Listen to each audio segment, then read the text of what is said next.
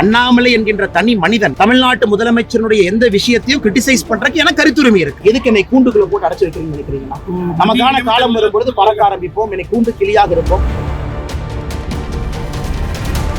யாரும் எங்கேயும் பிரிஞ்சு போகல. அதற்கு எங்களுடைய தலைவர்கள் இருக்கிறாங்க, பதில் சொல்லுவாங்க. நான் இந்த கூட்டணி இதுக்குள்ள நான் போக விரும்பல. நம்முடைய கூட்டணியை பொறுத்தவரை அது வலுவாகத்தான் இருக்கு. அன்னைக்கு 143 பயன்படுத்த பொழுது நம்முடைய முதலமைச்சருக்கு இனித்தது. இன்னைக்கு 143 பயன்படுத்தப்படும் பொழுது முதலமைச்சருக்கு வலிக்கிறது என்று சொன்னால் ஏற்றுக்கொள்ள முடியாது. ஓபிஎஸ் அண்ணா எப்போ எங்களோட தான் இருக்கார், அவர் எங்கேயும் பிரிஞ்சு போகல. ஓபிஎஸ் அண்ணா எப்பொழுதும் எங்களோட இருக்கின்றார். பாரத பிரதமர் நரேந்திர மோடி அவருடைய இதயத்துல ஒரு ஸ்பெஷல் பிளேஸ் ஓபிஎஸ் ஐயாக்கு இருக்கு.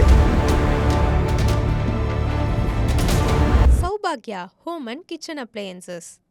Green Park Coaching Center, All India First Rank, 720 out of 720. Number of students joined MBBS in 2024, 1951.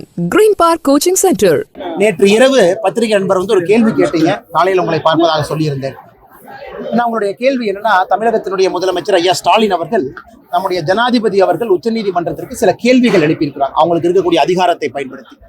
அது பற்றி நேற்று கேள்வி கேட்டீங்க, அதுக்கு முதல்ல பதில் சொல்லிடுறேன்.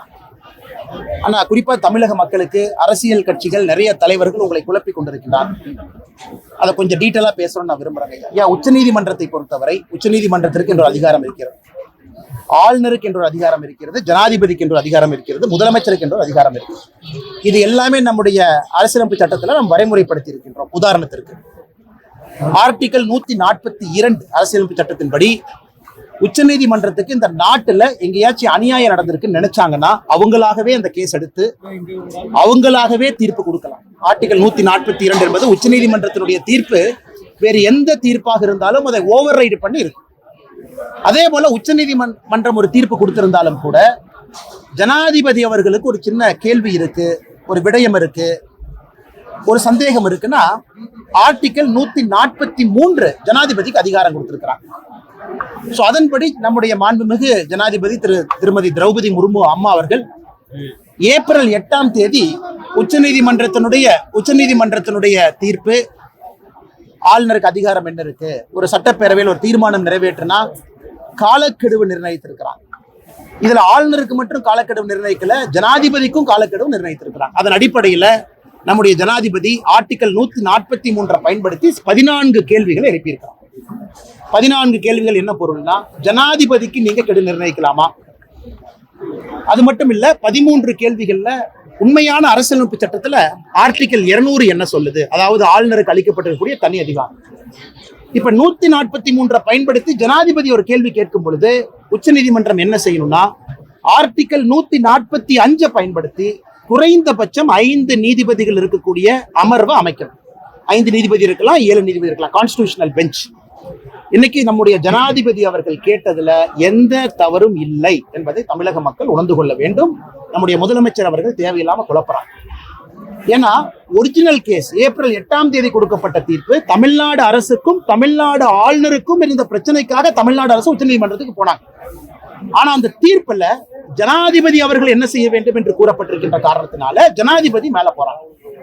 இத பல உச்சநீதிமன்ற நீதிபதிகள், குறிப்பாக சஞ்சய் கிருஷ்ண கவுல், எஸ்கே கவுல், அவங்க வரவேற்றிருக்கிறார். முன்னாள் உச்சநீதிமன்றத்தினுடைய நீதிபதி எஸ்கே கவுல் அவர்கள் நம்முடைய ஜனாதிபதி அவர்கள் செய்திருப்பது சரிதான், நான் எப்பவோ நினைச்சேன் ஜனாதிபதி இந்த கேள்வி கேட்பாங்கன்னு இப்ப கேட்டிருக்கிறாங்க, எனக்கு ரொம்ப மகிழ்ச்சின்னு சொல்லியிருக்கிறாங்க.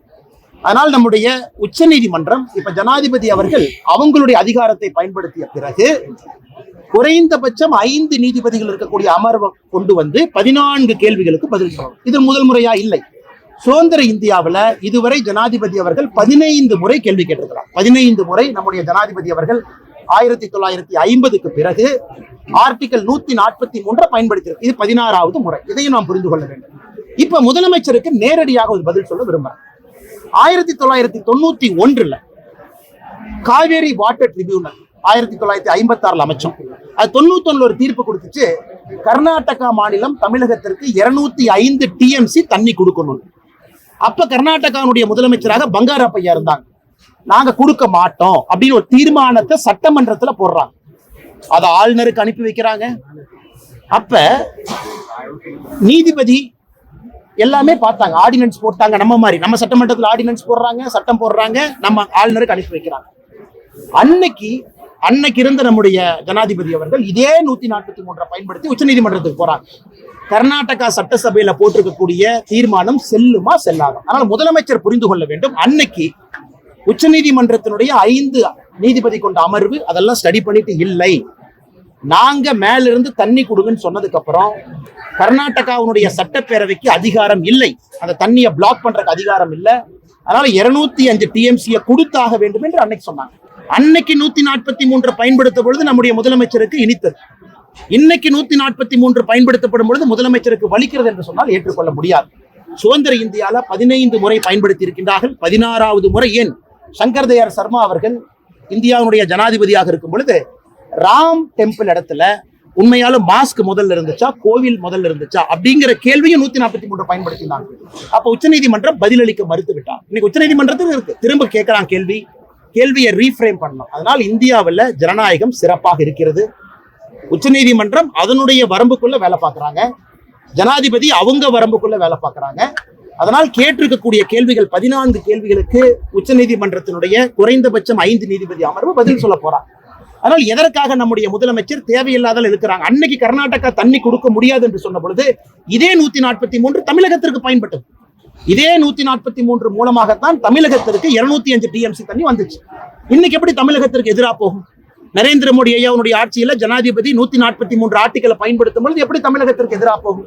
அதனால் பத்திரிகை நண்பர்களுக்கு விலாவரியாக இந்த பதிலை சொல்ல வேண்டும் என்று நாங்கள் நினைக்கின்றோம், கடமைப்பட்டிருக்கின்றோம். அதனால் ஜனநாயகம் சரியாக இருக்கிறது. ஜனநாயகம் சரியா இருக்கிற காரணத்தினாலதான் உச்சநீதிமன்றத்தினுடைய தீர்ப்பையும் மதித்து ஜனாதிபதி அவர்கள் அந்த கேள்விகளை கேட்டிருக்கிறார். 2026ஆம் ஆண்டு மட்டுமல்ல, 2031ஆம் ஆண்டு கூட தமிழகத்தில் திமுக ஆட்சியே வரும் அப்படின்னு சொல்லி ஊட்டியில மலர் கண்காட்சி தொடங்கி வச்ச முதலமைச்சர் கருணாநிதி தெரிவிச்சிருக்காரு. ஐயா ஊட்டியில கொஞ்சம் வெயில் குறைவுங்க ஐயா. வெயில் குறைவா இருந்தா எதோ பேச தோணும். சில இடத்துல அந்த இடத்துக்கான தன்மை. அடுத்து சென்னை வெயிலுக்கு வந்தா முதலமைச்சருக்கு எல்லாம் தெளிஞ்சிரும். ஐயோ 2026 நம்ம தோத்துருவோம். அதனால ஊட்டியில் இருக்காரு, கொஞ்சம் தெளியாம இருக்காரு. கீழே இறங்கி சென்னைக்கு சென்னை வெயிலுக்கு வந்தோடனே முதலமைச்சர் அவருக்கு எல்லாம் தெளிஞ்சு 2026 உறுதியாக தோற்போம் என்று மாண்புமிகு முதலமைச்சர் ஐயா ஸ்டாலின் அவர்களுக்கு தெரியும். எடப்பாடி பழனிசாமி தேசிய ஜனநாயக கூட்டணியில் இருக்கிறோம் சொல்லிட்டு அமித்ஷா அவர்கள் சொல்லிட்டு பேசுறாங்க. சரி, நேற்று ஓபிஎஸ் நாங்களும் அதே தேசிய ஜனநாயக கூட்டணியில் இருக்கிறோம், அதை பத்தி உங்களுடைய கருத்து? அண்ணா, நேற்று ஓபிஎஸ் ஐயாவுடைய பத்திரிகையாளர் சந்திப்பை நான் பார்த்தேங்க ஐயா.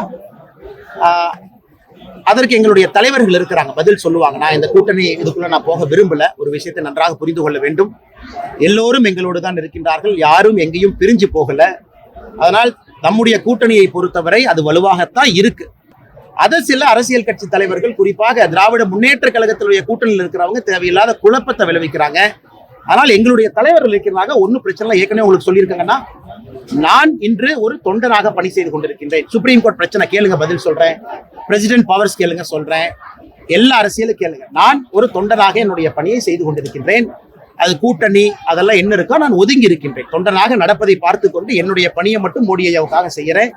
வருகின்ற காலத்துல எங்களுடைய தலைவர்கள் அதை பத்தி பேசுவாங்க. தமிழ்நாடு முதல்வருடைய கேள்விகளுக்கு எல்லாம் நீங்க தொண்டனா இருந்து செய்தி தகவல் சொல்றீங்க. உங்களுடைய தரப்பு செய்திகளை கேட்கும் பொழுது மட்டும் நான் தொண்டனா இருந்து செய்யறேன்னு சொல்றேன். இது எப்படி சார் பாக்கணும்? இது ரொம்ப சிறப்பா தாங்க நீங்க பார்க்கணும். காரணம், தமிழ்நாடு முதலமைச்சரை ஒரு சாமானியனாக இருந்து நான் கிரிட்டிசைஸ் பண்ணலாம். அதுக்கு எனக்கு அதிகாரம் இருக்க வேண்டிய அவசியம் இல்லை. அண்ணாமலை என்கின்ற தனி மனிதன், ஒரு விவசாயி, தமிழ்நாட்டு முதலமைச்சருடைய எந்த விஷயத்தையும் கிரிட்டிசைஸ் பண்றதுக்கு எனக்கு கருத்துரிமை இருக்கு. அதே நேரத்தில் கட்சி யாருகிட்ட சேரணும் யாருகிட்ட சேரக்கூடாது எனக்கு தனிப்பட்ட கருத்து இருந்தாலும் கட்சி ஒரு முடிவெடுக்கும் பொழுது கட்டுப்பட்டுள்ளவனாக நான் இருக்கின்றேன். அதனாலதான் இந்த இரண்டுக்கும் இருக்கக்கூடிய வேறுபாடுங்க. ஓபிஎஸ் அண்ணா எப்போ எங்களோட தான் இருக்காரு, அவர் எங்கேயும் பிரிஞ்சு போகல. ஓபிஎஸ் அண்ணா எப்பொழுதும் எங்களோட இருக்கின்றார். பாரத பிரதமர் நரேந்திர மோடி அவருடைய இதயத்துல ஒரு ஸ்பெஷல் பிளேஸ் ஓபிஎஸ் ஐயாக்கு இருக்கு. அதுல எந்த மாற்று கருத்தும் இல்லை. அமித்ஷாஜி அவர்களுடைய அந்த விசிட்டை பற்றி உங்களுக்கு தெரியும். அந்த விசிட் அவர் வந்தது வேறொரு காரணத்திற்காக. அதனால அமித்ஷாஜி அவர்கள் என்டிஏ கூட்டத்திற்கு வரும் பொழுது அன்னைக்கு பேசுவாங்க. தமிழகத்தில் சட்டம் ஒழுங்கு பத்தி உங்களுடைய பார்வை? ஆனா தமிழகத்துல சட்டம் ஒழுங்கு இன்னைக்கு பாத்தீங்கன்னா ஊருக்கு ஒரு கொலை. கொங்கு பகுதியில பாத்தீங்கன்னா வீடு புகுந்து விவசாயிகளை கொல்றாங்க. நம்முடைய தென் தமிழ்நாட்டுக்கு போயிட்டீங்கன்னா ஆணவ படுகொலைகள். சென்னைக்கு போயிட்டீங்கன்னா கூலிப்படை தாக்குதல். இப்ப தமிழ்நாட்டுல பிளேவர்னா ஒரு ஊர்ல ஒரு விதமான கொலை. ஆனா எல்லா ஊருமே இன்னைக்கு கொலை காடுகளாக மாறி இருக்கிறது. சட்டம் ஒழுங்கு அதல பாதாளத்திற்கு சென்றிருக்கிறது, எந்த மாற்று கருத்தும் இல்லைங்கன்னா. ஆனா முதலமைச்சர் ஐயா இன்னைக்கு ஊட்டியிலிருந்து பேசுறாங்க. சென்னை வெயிலுக்கு வந்தோடனே தெளிஞ்சிருவாரு. அன்னைக்கு அவருக்கு தெரியும் சட்டம் ஒழுங்கு காரணமாக அவருடைய ஆட்சி 2026 மக்கள் வீட்டுக்கு அனுப்புவாங்க என்பது மாண்புமிகு முதலமைச்சர் ஐயாவுக்கு தெரியும். ஆனா நேற்று சமசன் ஏதோ கேட்டாங்க, யாரோ கேள்வி கேட்டீங்க, நீங்க சொல்லுங்க. இல்ல தேசிய அளவுல உங்களுக்கு ஏதாச்சும் ஒரு பதவி கொடுக்கறதுக்கு வாய்ப்பு இருக்கா? ஆனா நல்லா இருக்கேன், ஆடு மாட்டோட இருக்கேன், விவசாயம் பார்க்குறேன், இந்த மாதிரி நேரம் கிடைச்சா கோயிலுக்கு வர்றேன், ரமணாசிரத்துக்கு தியானம் பண்ண வர்றேன், இந்தியா முழுவதும் உலகம் முழுவதும் சுற்றுவதற்கு ஒரு வாய்ப்பு, கட்சி சொல்ற பணி அங்கங்க செய்யறேன். எனக்கு இந்த பேர்டன் ஆஃப் லீடர்ஷிப், இங்க போகணும் அங்க போகணும், தலைவராக இங்க இருக்கணும் அங்க இருக்கணும் எல்லாம் தவிர்த்து என்னுடைய வாழ்க்கையில நிம்மதியாக இருக்கின்றேன். அதே நேரத்துல மக்கள் பணி, நேற்று பார்த்திருப்பீங்க, வீட்டுக்கு வெளியே மோர் வச்சு வெயில்ல யார் மக்கள் போறாங்களோ தினமும் 2000-3000 பேர் மோர் குடிக்கிறாங்க. அதையும் அவர்கள் கொடுப்பதற்கு ஒரு பெரிய பாக்கியம். மக்கள் பணி இருக்கு, தேவையில்லாத வேற வேலையில் நான் மாட்டல. என்னோட பணியை சந்தோஷமா செய்யறேன். புத்தகம் படிப்பதற்கு நிறைய நேரம் கிடைக்குது, குழந்தைகளோடு நேரம் செலவிடுவதற்கு, தந்தையாக மகனாக ரொம்ப நாள் கழிச்சு எங்க அப்பா அம்மாவோட உட்கார்ந்து நிம்மதியா சாப்பிட முடியும். அதனால இது எனக்கு சிறப்பா தோணுதுங்கன்னா இதிலேயே பயணிக்க வேண்டும் என்று விரும்புகின்றேன். ஒரு தொண்டனாக நரேந்திர மோடி அவர்களுக்கு பணி செய்ய வேண்டும். என்னுடைய ஆசை பெரிது. தமிழ்நாட்டுல மாற்றம் வேண்டும் என்று நினைக்கக்கூடியவன், அதற்கான காலம் வரும். அது வரைக்கும் தொண்டனாக பணி செய்து கொண்டிருக்கிறேன். தமிழக ஆளுநர்களுக்கு பல்வேறு கட்டுப்பாடுகள் இருக்கு. பெரியார் பல்கலைக்கழக துணைவேந்தர் ஜெகநாதன் ஒரு சிபிஐ விசாரணைக்கு போயிட்டு வந்திருக்கும் பொழுது பிரிவு உபச்சார விழா தமிழக ஆளுநர் வச்சிருக்காரு. அதை நீங்க எப்படி பாக்குறீங்க? நான் சாமானியனாக ஜெகநாதன் ஐயா அவர்கள் செய்ததுல எந்த தவறும் இல்லை என்று பார்க்கின்றேன். அந்த கேஸ் எனக்கு ரொம்ப டீட்டெயிலா தெரியும். ஜெகநாதன் அவர்கள் மீது இருக்கக்கூடிய காழ்ப்புணர்ச்சினால பெரியார் பல்கலைக்கழகம் சேலத்துல ரிட்டையர் ஆவதற்கு சில நாட்கள் இருக்கும் முன்பு உள்ள போய் பெரிய பிரச்சனை பண்ணி கைது பண்ணி உச்ச நீதிமன்றத்தினுடைய பெயில் ஆர்டர்லாம் உங்களுக்கு தெரியும், உயர் நீதிமன்றத்தினுடைய பெயில் ஆர்டர் உங்களுக்கு தெரியும். அதனால் என்னை பொறுத்தவரை சாமானிய மனிதனாக ஜெகநாதன் அவர்கள் எந்த தவறும் செய்யல. தமிழக அரசினுடைய அரசியல்ல மாட்டி சிக்கி கொண்டிருக்கக்கூடிய ஒரு மனிதனாகத்தான் ஜெகநாதன் அவர்களை பார்க்கிறேன். எப்பொழுதுமே நான் சொல்வேன், அரசனும் தெய்வனும் எப்படி கொள்வார்கள் என்று நமக்கு தெரியும். அதனால யாரு ஒரு பவர்ல இருந்து அதர்மத்தை செய்யும் பொழுது அதற்கான விலை அவர்கள் கொடுத்தே ஆக வேண்டும். ஜெகநாதன் அவங்க கேஸ்ல அதர்மம் நடந்திருக்கிறது, ஆட்சியாளர்கள் அதற்கான விலையை கொடுப்பார்கள். 2021 சட்டமன்ற தேர்தலில் திமுக நான் அருமையா இருக்கேன், சிறப்பா இருக்கேன், என் வேலையை செஞ்சுட்டு இருக்கேன், நிம்மதியா இருக்கேன். எதுக்கு நான் இந்த நேரத்துல பவர் எல்லாம்? சாமானிய மனிதனாக இருப்பதே ஒரு பவராக பார்க்கின்றேன். உங்களை எல்லாம் ஈஸியா பார்க்க முடியுது. எதுக்கு என்னை கூண்டுக்குள்ள போட்டு அடைச்சு வைக்கிறீங்கன்னு நினைக்கிறீங்கன்னா?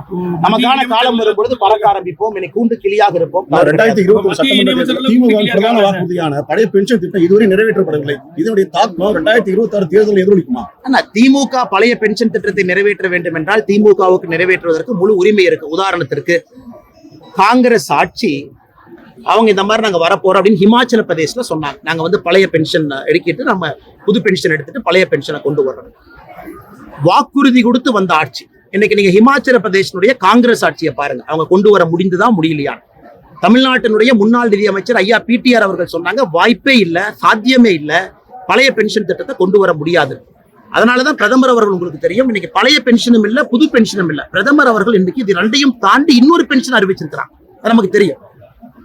பிரதமர் அவர்கள் இன்னைக்கு பழைய பென்ஷன் நோக்கி போல, புது பென்ஷன் நோக்கி போல, இரண்டையும் தாண்டி வெளியே வந்தாச்சு. அப்படி இருக்கும் பொழுது பழைய பென்ஷன் புது பென்ஷன் என்பது இந்த நேரத்தில் தேவையில்லாத விவகாரமாகத்தான் நான் பார்க்கிறேன்.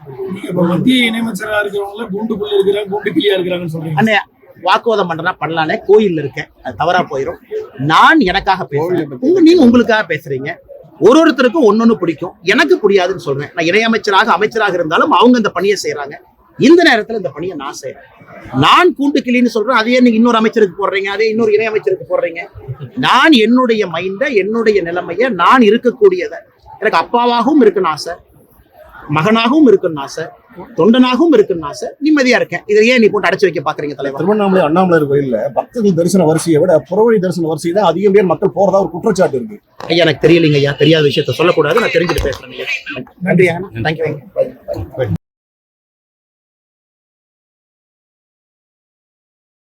Saubhagya Home and Kitchen Appliances. Green Park Coaching Center, All India First Rank, 720 out of 720. Number of students joined MBBS in 2024, 1951. Green Park Coaching Center.